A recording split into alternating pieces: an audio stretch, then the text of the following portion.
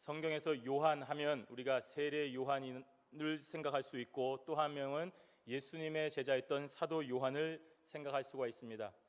오늘 우리가 함께 생각할 요한일서는 바로 예수님의 제자였던 사도 요한이 기록한 성경입니다. 사도 요한은 어렸을 때 성격이 그야말로 대단했습니다. 별명이 우레의 아들, 번개, 천둥의 아들이라고 불리울 정도로 과격한 사람이었고 급한 성격을 가진 사람이었습니다.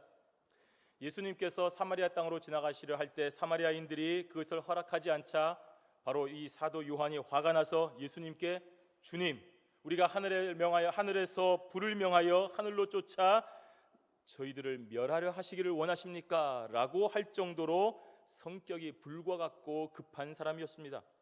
또 예수님께서 메시아 사역을 착각하여서 정치적으로 높은 자리에 오르실 때에 자신도 또한 그 자리에 같이 앉기를 간청할 정도로 정치적인 야심도 많았던 인물이었습니다. 그런 요한이 심령의 변화를 받은 후에는 그야말로 사랑하는 사도, 사랑의 사도로 바뀌었습니다. 요한일서 4장 7절에서 8절에 보시면, 사랑하는 자들아, 우리가 서로 사랑하자. 사랑은 하나님께 속한 것이니 사랑하는 자마다 하나님께로 나서 하나님을 알고 사랑하지 아니하는 자는 하나님을 알지 못하나니 이는 하나님은 사랑이심이니라고 우리에게 말하고 있습니다. 조금 전에 했었던 그 말과 하늘에서 불을 내려 멸하게 할까요? 하나님은 사랑이십니다. 여러분, 서로 사랑해야 됩니다. 같은 사람이 한 말입니다. 혈기와 복수의 정신을 버리고 사랑이신 하나님의 성품을 실천하는 자로 변화가 된 것입니다. 예수 믿고 변화된 모습이 바로 이와 같습니다.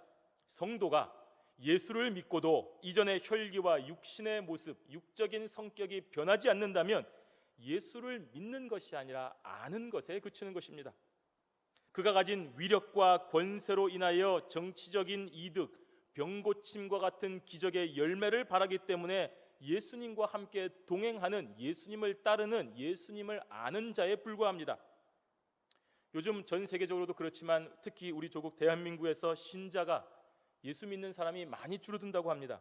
그 이유는 여러 가지가 있겠지만 대표적으로 몇 가지를 생각할 수가 있습니다. 첫째는 기독교의 영향력이 줄어들었기 때문일 것입니다. 무슨 말입니까? 예전에는 교회 다니면은 복 받고, 교회 다니면 출세하고, 교회 다니면 좋은 인맥을 통하여서 좋은 자리에 앉을 수 있으니까 다녔는데 이제는 별로 그런 것 같지 않으니 안 다니는 것입니다. 또 어떤 사람들은 신자라고 하는 사람들이 교회 안에서 보여주는 모습들에 실망을 느껴서 발길을 끊기도 했습니다. 그 말은 무슨 말입니까? 바로 교회에 자기의 욕심을 위하여 다녔다는 말입니다. 그리고 사람들의 모습에 실망을 느끼고 교회를 다니지 않았다는 것은 교회를 다닐 때 사람을 보고 다녔다는 얘기입니다. 하나님과의 관계에 집중하지 아니하고 사람들 간의 관계에 더 집중하였다는 말입니다. 진리를 추구하고 진리 안에 거하지 아니하고 세속에 거하고 세속적인 가치를 더 소중히 여겼다는 말입니다. 이러한 사실은 저들이 바로 참된 신자가 아니었다는 분명한 증거가 됩니다. 예수님께서 예루살렘에 입성하실 때 어땠습니까? 난리가 나지 않았습니까? 온 백성이 나와서 호산나 호산나 찬양하며 우리를 구원하실 구주로 오셨다고 난리가 났습니다. 그런데 불과 일주일 후에, 아니 불과 며칠 후에 십자가에서 영광의 죽음을 허락하실 때 저들이 다 어디 있습니까? 다 사라졌지 않습니까? 아니 심지어는 환영하던 사람들이, 종려나무 가지를 들었던 사람들이 돌을 들고 예수님께로 던지지 않았습니까? 저들은 그저 빵을 주니까 좋았고, 병을 고쳐주니까 좋았고, 잘 나가게 해주니까 좋았던, 기적을 베푸는 예수를 따르는 자였지 메시아이고 구원주로 예수를 믿는 자는 아니었기 때문입니다. 이것처럼 우리가 예수를 아는 것과 믿는 것은 완전히 다른 것입니다.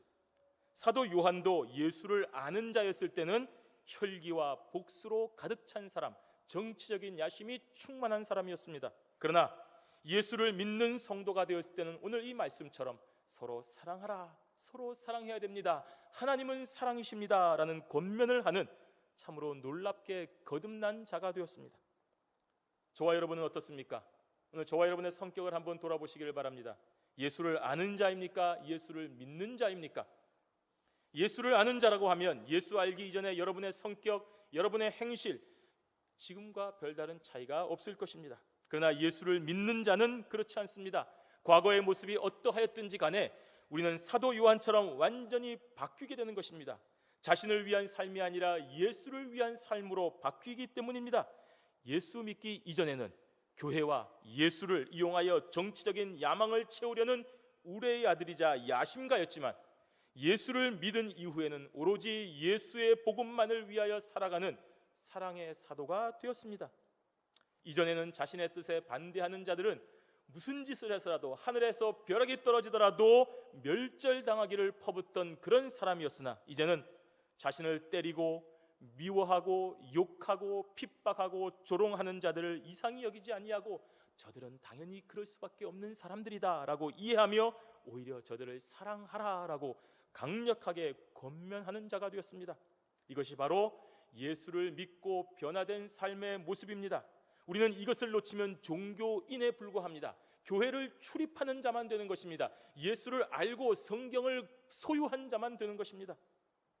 우리는 종교인이 되어서는 안 됩니다. 우리는 바로 예수를 믿는 그리스도인이 되어야 됩니다.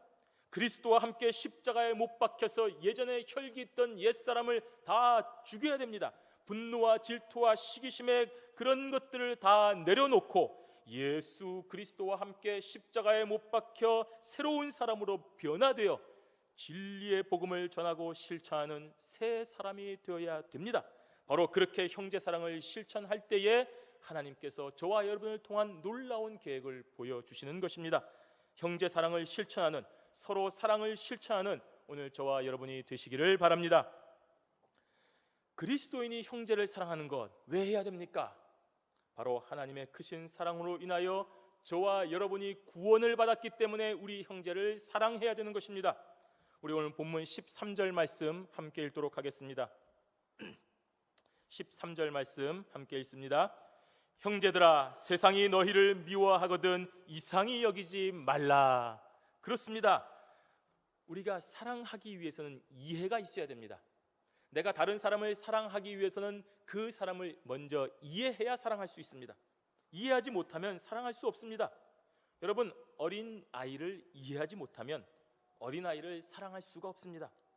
도대체 얘가 왜 우는지, 왜 고집을 부리는지 알지 못하면 사랑하지 못하고 짜증을 내면서 나는 어린아이를 싫어한다라고 말할 수밖에 없습니다. 어린아이에 대한 이해가, 기초적인 이해가 없기 때문입니다. 예수를 믿으면 세상과 구별되는 것입니다. 예수 믿으면 그 전까지 살고 있던 가치관이 사라지는 것입니다. 세상과 구별되는 것이 무엇입니까? 세상의 사람들과 다른 삶의 방식을 가진다는 것입니다. 이것은 가치관이 다르다는 것을 의미합니다. 저들이 세속적인 성공을 위하여 살아갈 때는 우리는 하늘의 상급을 위하여 살아갑니다. 저들은 이 세상에서 잘 먹고 잘 살고 폼나게 살아가기를 위하여서 모든 것을 다하는 자들이지만 우리는 하늘의 하나님 앞에 상급을 기대하며 천국 본향을 향하여 나아가는 자들입니다. 다르지 않습니까?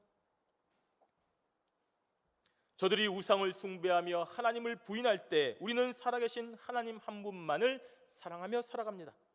저들은 한 번뿐인 세상에서 제대로 한번 자신의 의지대로 살아보려고 하지만 우리는 영원한 천국 본향을 생각하며 이 세상에서 자신을 죽이고 그리스도만을 위하여 사명자의 삶을 살아가는 것입니다. 당연히 다르지 않습니까? 같을 수가 없습니다. 그래서 저들이 우리를 미워하는 것입니다. 저들은 마귀의 영향력에 있는 자들이고 우리는 하나님의 영역에 있기 때문입니다. 당연히 저들은 우리를 미워할 수밖에 없습니다. 그래서 이것을 이해하면 저들이 우리를 미워하고 박해하는 것이 이상한 것이 아님을 알게 되는 것입니다.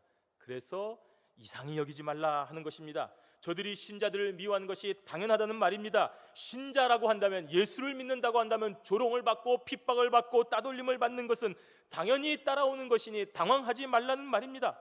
아이들이 떼를 쓰고 말 안 듣고 마음대로 하는 것이 당연한 것인데 왜 너는 이렇게 행동하느냐라고 1살, 2살, 3살의 아이들에게 때리고 화내고 미워하는 것은 말이 안 되는 것입니다. 그러나 우리는 저들을 이해하고 더 나아가 사랑함으로써 예수 그리스도를 전하는 자가 되어야 되는 것입니다. 그 이유가 무엇입니까? 왜 우리가 그래야 됩니까? 왜 저들은 우리를 미워하는데 우리는 저들에게 사랑으로 베풀어야 됩니까? 그것은 바로 저와 여러분이 하나님의 크고 놀라우신 사랑으로 인하여 구원을 받았기 때문입니다. 사랑을 입었기 때문인 것입니다. 우리 14절 말씀 함께 읽습니다. 우리가 형제를 사랑함으로 사망에서 옮겨 생명으로 들어간 줄을 알거니와 사랑치 아니하는 자는 사망에 거하느니라. 예, 그렇습니다. 얼핏 보면 우리가 이 구절을 이해할 때 우리가 형제를 사랑하기 때문에 사망에서 생명으로 옮겨지는 것으로 그렇게 이해가 됩니다. 그렇게 생각이 듭니다. 내가 형제를 사랑하기 때문에 구원을 받았다라고까지 생각을 하게 되는 것입니다. 이렇게 생각하면 형제를 사랑하는 행위, 형제들한테 잘해주는 그런 공로로 인하여 구원이 이루어지는 그런 행위 구원론으로까지 발전이 됩니다. 아닙니다.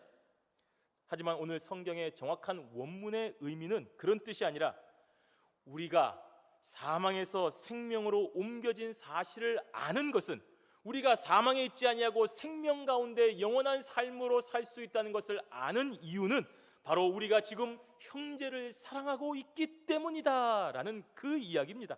즉 형제를 사랑하고 있는 이 말, 우리가 사랑하는 사람, 우리가 나를 미워하는 사람도 사랑하고 나에게 핍박하고 모욕하고 조롱하는 사람도 사랑하고 기도하는 그 이유는 바로 구원의 조건이 아니라 내가 예수님의 은혜를 받아 구원을 받은 사람이라는 명백한 증거라는 말입니다.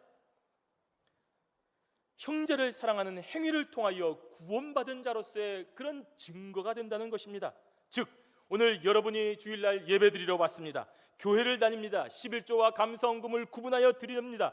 그렇게 하기 때문에 구원을 얻는 것이 아니라 저와 여러분이 구원을 받았기 때문에 주일날 이 좋은 날씨에도 교회를 오는 것입니다. 저와 여러분이 구원을 받았기 때문에 하나님의 말씀 앞에 아멘을 하는 것입니다. 저와 여러분이 구원을 받았기 때문에 우리의 것에서 11조를 떼어 하나님의 것이다 라고 가지고 온다는 말입니다. 저와 여러분이 구원을 받았기 때문에 다른 사람을 조건 없이 희생하고 헌신하는 마음으로 사랑할 수 있다는 것입니다. 내가 왜 이럴까? 내가 잘나서 그럴까? 아니고 내가 예수 그리스도의 사랑으로 구원을 받았기 때문에 이렇게 놀라운 일을 행한다. 바로 이것이 나의 구원받은 확실한 증거구나라고 알 수 있다는 말입니다.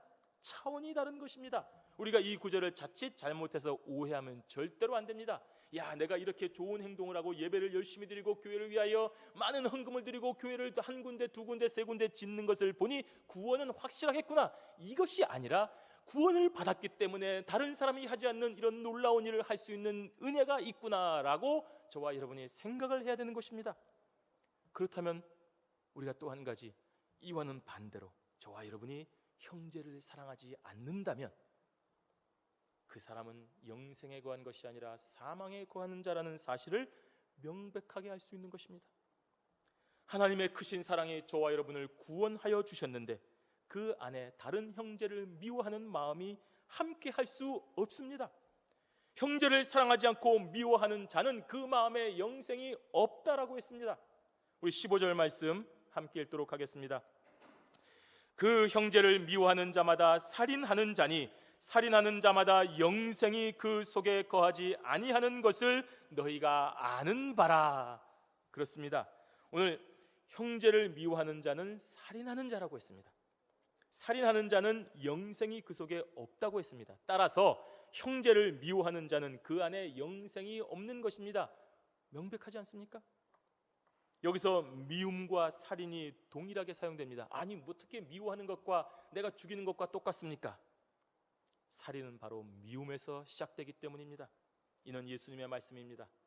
마태복음 5장 21절에서 22절에 옛사람에게 말한 바 살인치 말라, 누구든지 살인하면 심판을 받게 되리라 하였다는 것을 너희가 들었으나 나는 너희에게 이르노니 형제에게 노하는 자마다 심판을 받게 되고 형제를 대하여 나가라 하는 자는 공회에 잡히게 되고 미련한 놈이라 하는 자는 지옥불에 들어가게 되리라. 누구의 말씀입니까? 예수님의 말씀입니다. 너 미련한 자야, 너 정말 나빠, 너 정말 그렇게 하면 내가 너를 정말로 싫어, 너 같은 사람 우리 교회에서 없었으면 좋겠어 라고 말하는 것이 바로 살인이라는 말입니다. 그런 말을 하는 순간 저의 마음에는 영생이 없다라고 예수님께서 말씀을 하셨습니다. 인류 최초의 살인자 가인, 동생 아벨을 미워하였습니다. 질투하였습니다. 그리고 하나님께서 여러 번 그 마음을 다스리라고 했음에도 불구하고 여전히 그 미워하는 마음을 다스리지 못하여서 결국은 살인하게 되었습니다. 그러면 도대체 왜 살인하는 자는 영생이 없는 것입니까? 바로 살인은 마귀에게서 나기 때문입니다. 요한복음 8장 44절에 너희는 죄송합니다. 너희는 너희 아비 마귀에게서 났으니 너희 아비의 욕심을 너희도 행하고자 하느니라. 저는 처음부터 살인한 자요 진리가 그 속에 없으므로 진리에 서지 못하고 거짓을 말할 때마다 제 것으로 말하나니 이는 저가 거짓말쟁이요 거짓의 아비가 되었음이니라. 그렇습니다. 이 세상의 모든 살인자들은 마귀에게서 났고 그에게 속한 자들입니다. 따라서 마귀에게 속한 살인하는 자들에게는 영생이 있을래야 있을 수가 없는 것입니다. 그런데 하나님께 속한 자들은 이런 미움이 없이 형제를 사랑합니다. 예수 그리스도께서 우리를 위하여 목숨을 버리시는 정말 놀라운 사랑, 여러분이 상상도 할 수 없었던 사랑, 여러분이 짐작할 수조차 없었던 사랑, 알고도 실천할 수 없을 만큼의 크고 놀라운 사랑을 몸소 보여주셨기 때문입니다. 그래서 우리 성도는 형제를 사랑할 수 있는 것입니다. 하나님, 저 사람을 어떻게 사랑합니까? 내 육신의 혈육도 제대로 사랑하지 못하고 내 육신의 혈육도 나에게 나쁜 말을 할 때 내가 미워하고 때리는데 어떻게 나와 상관이 없는 다른 사람을 사랑할 수가 있겠습니까? 할 수 있다라고 말씀하셨습니다. 왜냐하면 하나님께서 그와 같이 놀라운 사랑을 우리에게 몸소 보여주셨기 때문입니다. 우리 16절 말씀 함께 읽습니다. 그가 우리를 위하여 목숨을 버리셨으니 우리가 이로써 사랑을 알고 우리도 형제들을 위하여 목숨을 버리는 것이 마땅하니라. 아멘. 우리를 위하여라고 했습니다. 예수 그리스도께서 목숨을 버리신 것이 전적으로 우리를 위하여서라는 말입니다. 그가 우리를 위하여 그의 목숨을 버렸다라고 했습니다. 십자가를 지심으로써 예수 그리스도에게 무슨 다른 이익이 있습니까? 십자가를 지셨기 때문에 예수님에게 어떤 칭찬이 있습니까? 그래서 예수님께서 십자가를 지신 것이 아니라는 말입니다. 예수 그리스도 자신에게는 이 십자가의 희생으로 어떠한 유익도 없습니다. 따라서 예수 그리스도의 십자가 대속 죽음은 철저하게 이타적인 죽음이 되는 것입니다. 예수 그리스도의 죽음은 전혀 자신의 유익이 없습니다. 오로지 하나님의 뜻에 합당한 죽음이었고 저와 여러분을 향한 사랑의 의지로 죽어진 죽음이었습니다.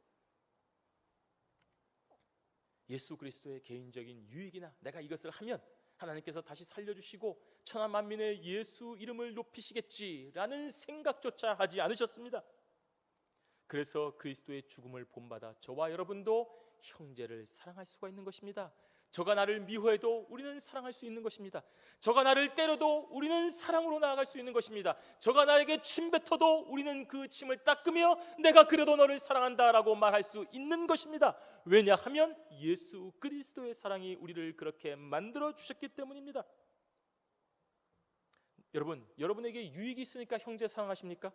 우리 교회 성도들에게 잘해주는 이유는 내가 이 성도에게 잘해주면 뭔가 나에게 돌아올 것이 있다라고 해서 잘해주십니까? 아닙니다. 오히려 사랑함으로 손해가 갑니다. 더 힘듭니다. 더 신경이 쓰입니다. 그럼에도 불구하고 헌신적인 희생을 다해 형제를 사랑하는 것은 나를 위하여 죽으신 예수 그리스도의 사랑을 받았고 체험했기 때문입니다. 이로써 사랑을 알고 예수 그리스도께서 우리를 위하여 그의 목숨을 버리셨기 때문에 그로써 우리가 사랑을 알았다는 말입니다. 예수 그리스도의 대속 죽음으로 인하여 참된 사랑이 무엇인지를 알았다는 말입니다. 여러분, 예수님의 사랑을 받을 만한 가치가 여러분에게 있습니까? 그래도 나를 좀 살려주셔야 내가 이 세상에서 좋은 일을 하고 그래도 나같이 좀 이렇게 멀쩡한 사람을 살려주시고 뭔가를 해줘야 내가 하나님을 위해서 뭔가를 할 수 있지 않겠습니까? 라고 내세울 것이 저 여러분에게 있습니까? 없습니다. 우리는 예수님의 사랑을 받을 만한 가치가 조금도 없습니다. 전혀 없습니다. 그런데도 우리를 위하여 무조건적으로 사랑하여 주신 예수 그리스도의 대속 죽음, 그 놀라운 사랑이 있기 때문에 우리가 형제를 사랑할 수 있다는 말입니다. 이것이 바로 십자가입니다. 그래서 기독교에는 십자가가 없으면 아무것도 없는 것입니다. 십자가를 통하여 참된 사랑을 깨달았고 그 십자가를 통하여 우리도 이제 형제를 위하여 목숨까지도 주어주는 것이 가능하다는 말입니다. 바로 이 사랑으로 형제를 사랑하라는 사도 요한의 말씀입니다. 두 번째로, 그리스도인이 형제를 사랑하는 것은 그럼 어떻게 해야 됩니까? 우리 저와 여러분의 삶의 현장에서 아주 구체적으로 나타나야 된다는 말입니다. 우리 17절 말씀 함께 읽도록 하겠습니다. 누가 이 세상 재물을 가지고 형제의 궁핍함을 보고도 도와줄 마음을 막으면 하나님의 사랑이 어찌 그 속에 거할까 보냐. 이 궁핍이라는 말은 일상적이고 기본적인 생활에 필요한 것이 채워지지 않은 것을 말하는 것입니다. 뭐 핸드폰이 필요한데 없다, 이것을 궁핍이라고 말하는 것이 아니라 사람이 살아가는데 필요한 최소한의 의식주에 대해서 그러한 필요한 것이 채워지지 않은 것을 말하는 것입니다. 일용할 양식이 없어 힘든 형제를 향하여, 그런 궁핍한 형제를 향하여 저와 여러분이 긍휼의 마음이 드는 것이 당연합니다. 그것은 바로 저와 여러분이 잘나서 내가 무슨 의로운 사람이어서, 내가 무슨 아주 불쌍히 여기는 사람이어서 그런 마음이 드는 것이 아니라 하나님께서 그 시간에 성령의 말씀을 통하여서 감동하여 주시는 작용인 것입니다. 하나님께서 우리에게 긍휼의 마음을 베풀어 주신 것입니다. 그런데 그 마음을 우리가 인간적으로 닫아버리는 것입니다. 알아서 하겠지, 몰라, 내가 어떻게. 그것이 문제입니다. 형제의 궁핍함을 보고도 도와줄 마음을 막으면, 하나님이 주시는 긍휼의 마음을 저와 여러분이 막으면, 에이, 오해할 수도 있잖아, 에이, 나도 힘든데, 에이, 나 말고도 어떻게 되겠지, 내가 그걸 맨날 어떻게. 저와 여러분에게 주시는 하나님의 음성을 저와 여러분이 이러한 이기적인 생각으로 마음을 닫아버리면이라는 말입니다. 그것이 그 속에 하나님의 사랑이 없는 것입니다. 따라서 그 속에 하나님의 사랑이 있는 성도는 말로 끝나는 것이 아니라 행동으로 나타낸다고 했습니다. 우리 18절 말씀 함께 읽습니다. 자녀들아, 우리가 말과 혀로만 사랑하지 말고 오직 행함과 진실함으로 하자. 아멘. 말과 혀로만 하는 사랑은 참된 사랑이 아닙니다. 참된 사랑은 상대방에게 유익이 되는 실제적인 행위가 수반되어야 됩니다. 그래서 사도 요한은 행함과 진실함으로 사랑하라고 권면하는 것입니다. 행함, 말 그대로 실제적으로 행동하는 것을 말합니다. 진실함, 진리에 부합되는 마음을 말하는 것입니다. 진실함이 있는 행함으로 사랑을 해야 됩니다. 진실함이 없는 행함도 안 되고 행함만 있는 진실함도 안 되는 것입니다. 다른 사람의 이목 때문에 다른 사람이 다 도와주니까 나도 어쩔 수 없이 내 지갑 열어서 다른 사람 도와주는 것은 행함은 있지만 진실함이 없습니다. 다른 사람들이 하니까 나도 해야 되겠다는 그 마음으로 행한 것은 그 속에 진실함이 없는 것입니다. 물론 그렇게라도 행하는 것이 안 하는 것보다는 낫지만 적어도 예수님의 사랑을 통하여 참되고 진실한 사랑을 알게 된 성도라고 한다면 오늘 사도 요한의 권면처럼 진실한 마음으로 행하는 자가 되어야 됩니다. 저와 여러분의 하나님의 사랑이 있기 때문입니다. 하나님께서 우리를 구원해 주신 그 사랑을 알기 때문입니다. 예수 그리스도의 십자가 대속적인 사랑으로 인하여 형제를 사랑하는 성도가 되었습니다. 그런데 우리가 어찌 같은 성도, 형제된 사람들의 핍절한 사정을 외면할 수가 있겠습니까? 또 형식적으로 도와주고 모른 척할 수가 있겠습니까? 없습니다. 우리 마음에 진실한 사랑이 자리 잡고 있기 때문에 그럴 수가 없습니다. 같이 나눠야 됩니다. 같이 행해야 되는 것입니다. 형제가 아프면 내 마음도 아프고 힘이 들어야 됩니다. 어떻게 하면 도와주고 보살펴서 빨리 회복될 수 있을지를 생각하고 실천에 옮겨야 됩니다. 내 옆에 있는 형제는 궁핍하여 어려운데 나 혼자 풍족하여 잘 먹고 잘 쓰며 잘 살 수가 없습니다. 그런 사람은 참된 형제 사랑을 하지 못하는 자입니다. 말과 혀로만 사랑하지 못하고 아이고 어떡하냐, 너 그렇게 힘들어서 어떡하냐, 말과 혀로만 사랑하는 것이 아니라 실제적으로 진실한 행동으로 사랑하라고 말하고 있습니다. 예수 그리스도의 사랑이 우리 안에 있기 때문에 그렇게 해야 된다는 말입니다. 그래서 우리 삶의 현장에서 구체적으로 나타나야 되는 것입니다.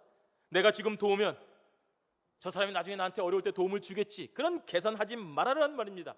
내가 이렇게 도우지 않으면 다른 사람이 나에게 손가락질하지 않을까, 그런 이목 때문에 주저하거나 도우지 말라는 말입니다.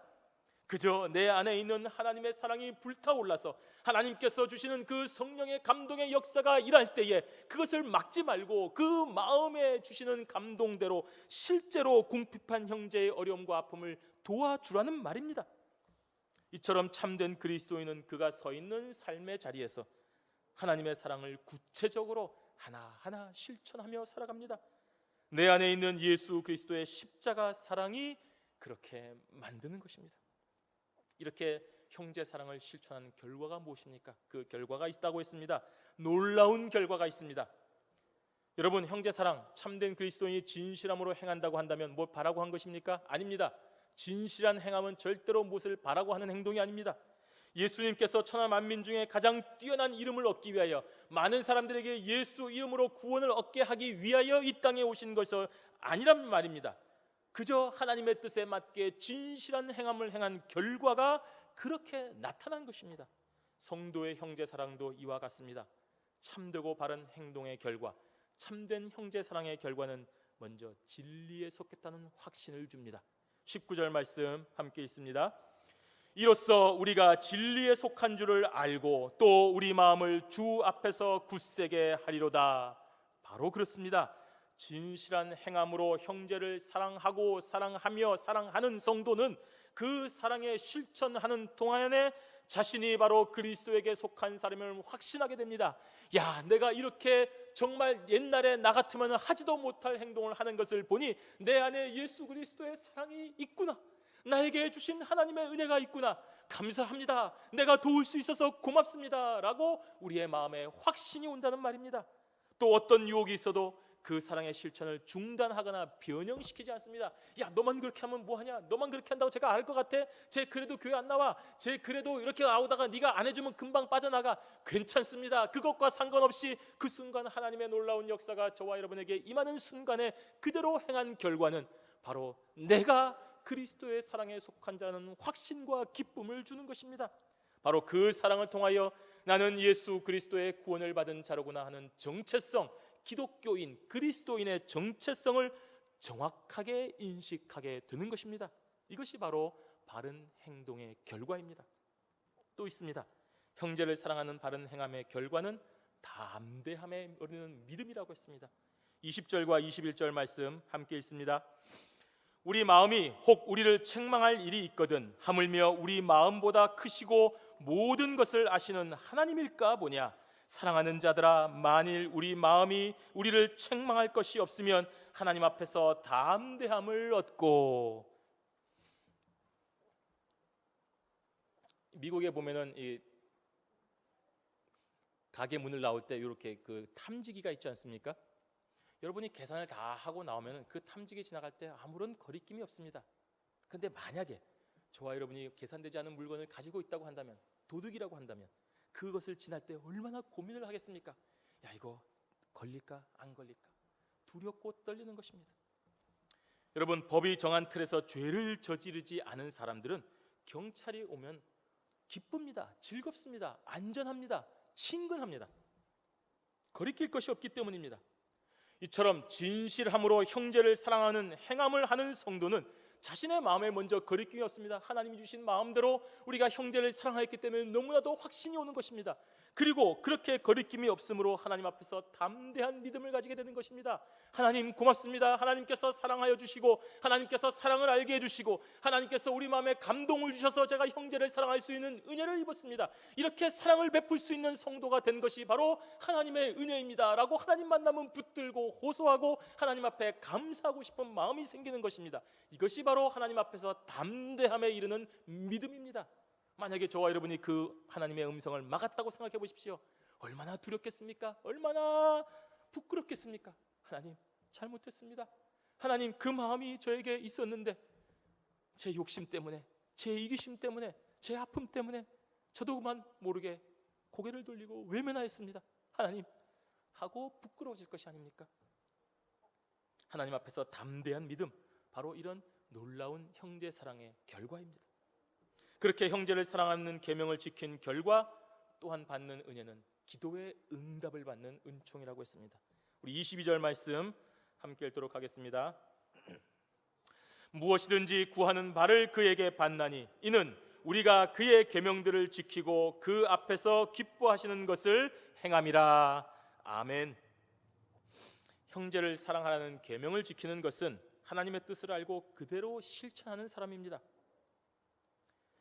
그렇게 실천하는 자는 하나님의 뜻을 알고 그 뜻이 이루어지기를 간구합니다. 그래서 무엇이든지 구하는 대로 응답을 받는 것입니다. 이걸 보고 오늘 하나님 집 좀 주세요, 오늘 하나님 차 좀 주세요, 오늘 우리 자녀 대학 좀 보내주세요, 이런 기도하는 사람이 있겠습니까? 그런 기도가 응답된다고 하는 사람이 있겠습니까?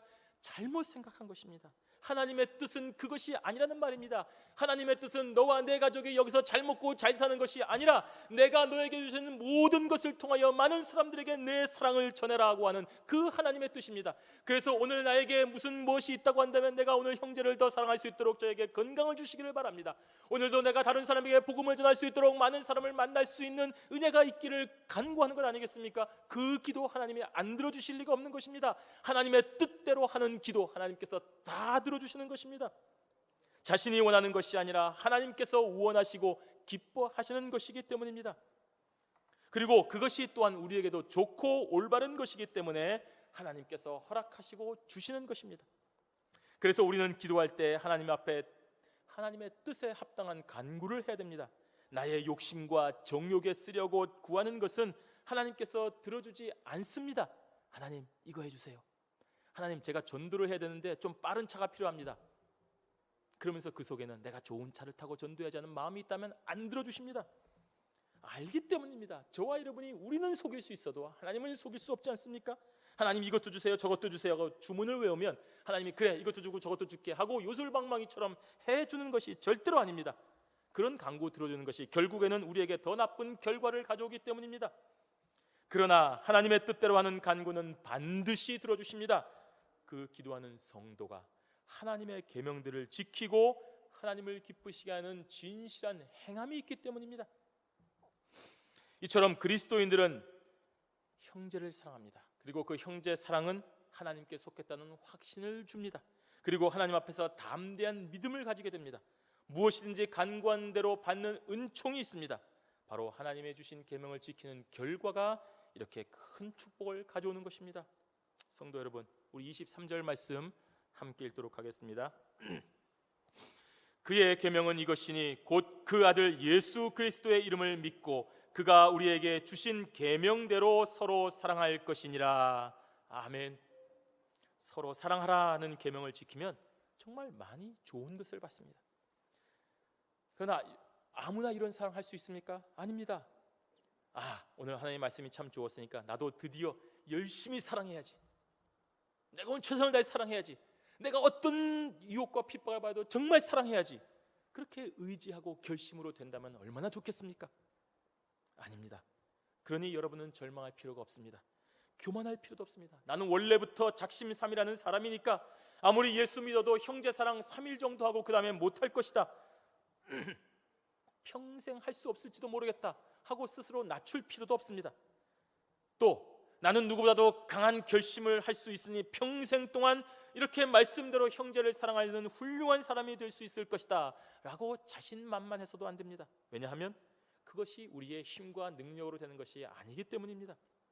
사도 요한은 그 아들 예수 그리스도의 이름을 믿는 자라야만 서로 사랑할 수 있다고 했습니다. 바로 이렇게 예수님이 나의 구주시라는 고백이 없으면 진실한 마음으로 형제를 사랑할 수가 없습니다. 예수 그리스도가 살아계신 하나님의 아들이시며 나의 죄를 위하여 이 땅에 오셔서 십자가에서 죽임을 당하셨다는 분명한 신앙 고백을 믿어지지 아니하고 그 신앙 고백대로 살아가지 못한다면 서로 사랑하는 이 계명을 지킬 수가 없습니다. 그리고 그 놀라운 신앙 고백이 진실함으로 저와 여러분에게 있다면 여러분이 아무리 게으르고 아무리 성정이 약한 사람이라 하더라도 반드시 형제를 사랑할 수가 있는 것입니다. 이것이 하나님이 주시는 힘이기 때문입니다. 신앙의 고백이 없는 사랑의 행위는 불가능합니다. 24절 말씀 함께 있습니다. 그의 계명들을 지키는 자는 주 안에 거하고 주는 저 안에 거하시나니 우리에게 주신 성령으로 말미암아 그가 우리 안에 거하시는 줄을 우리가 아느니라. 아멘. 그의 계명들을 지키는 자는 주 안에 거하고 주는 저 안에 거하시나니. 얼마나 감사한 말씀입니까? 주님과 성도가 한 몸으로 연합되었다는 말입니다. 여러분, 저와 여러분이 하늘의 하나님과 연합이 되어 있습니다.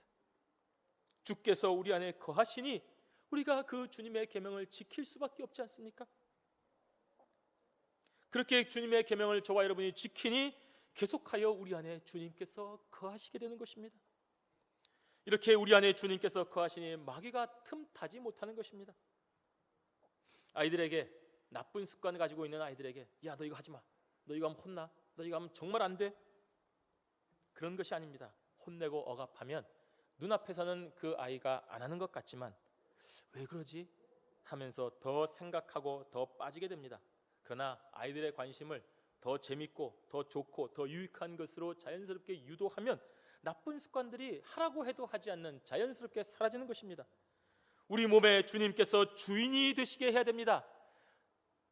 그래야 악한 마귀가 자리를 잡을 곳이 없습니다. 어떻게 하면 주님께서 자리를 잡을 수 있습니까? 날마다 말씀을 묵상해야 됩니다. 날마다 말씀 안에 거해야 됩니다. 날마다 저와 여러분이 무시로 기도를 해야 됩니다. 찬송하며 하나님 앞에 나아가야 됩니다. 어떤 어려움과 아픔이 있다 하더라도 나를 유혹하고 나를 핍박하는 자들 앞에서 우리가 찬송을 올려드리면 우리 안에 계시는 주님께서 계명을 지키는 힘을 주시는 것입니다. 온갖 악하고 추한 것들이 유혹할 때 우리 안에 계신 주님이 그 모든 것을 이길 힘을 주십니다. 성령께서 역사하심으로 사랑하는 성도인 저와 여러분을 보호하시는 것입니다. 사도 바울은 고린도전서 3장 16절에서 너희가 하나님의 성전인 것과 하나님의 성령이 너희 안에 거하시는 것을 알지 못하느뇨? 그렇습니다. 저와 여러분 안에 하나님의 성령이 거하는 거룩한 하나님의 전입니다. 우리는 이 세상의 악한 마음과 시기와 질투로 이기적인 삶을 살아갈래야 살아갈 수 없는 존재들입니다. 저와 여러분이 한번 작정하고 하나님의 품을 떠나서 정말 내 마음대로 한번 살아보겠다, 폼나게 이 세상 한번 살아보겠다, 내가 나중에 있을 영원한 천국 필요 없고 나는 이 세상에서 나와 내 가족, 내 성공을 위해서, 명예를 위해서만 정말로 열심히 살아보겠다 라고 발버둥치고 발버둥쳐 보십시오. 안 됩니다. 하나님께서는 저와 여러분을 사랑하시고 절대로 포기하지 아니하시기 때문입니다. 내 몸이 내 것이 아니고 내가 거룩한 성전이 되고 하나님이 내 안에 거하시기 때문에 그렇게 살래야 살 수가 없는 것입니다. 하나님께서 세상의 악한 것들을 성령의 불로 소멸하여서 하나님의 거룩한 성품을 본받게 하는 성도로 살아가게 하십니다. 서로 사랑하라. 감정적인 사랑이 아닙니다. 내가 할 수 있다고 해서 하는 의적인 사랑이 아닙니다. 이 사랑은 하나님께서 보여주신 이타적이고 무조건적인 사랑입니다. 아무런 대가를 바라지 않는 사랑입니다. 주님께서 우리를 사랑하신 그 사랑으로 사랑하는 것입니다. 이러한 사랑으로 진실하게 성령의 감동이 여러분의 마음을 놓고 할 때에 그것을 막지 마시고 그 성령의 마음대로 형제를 사랑하여져서 진실하게 행하는 것으로 주 안에 거하시는 경향의 성도들이 되시기를 주님의 이름으로 축원합니다. 아멘.